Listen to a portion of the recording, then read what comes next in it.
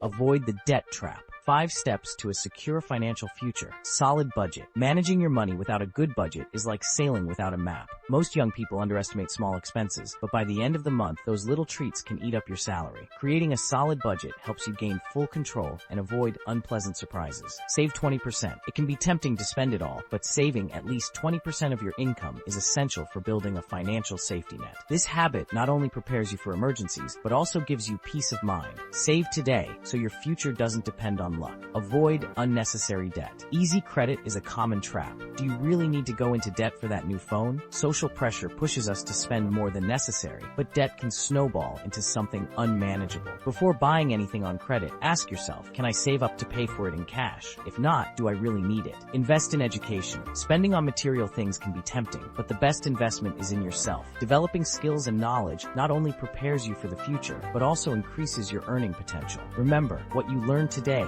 will multiply your income tomorrow. Plan for the future. It's never too early to think about retirement. Starting a retirement fund now allows you to enjoy both the present and the future without worries. Every small contribution now can grow significantly over time. Money doesn't buy happiness, but good financial management gives you the freedom to pursue it. Start today and take care of your future as you take care of yourself.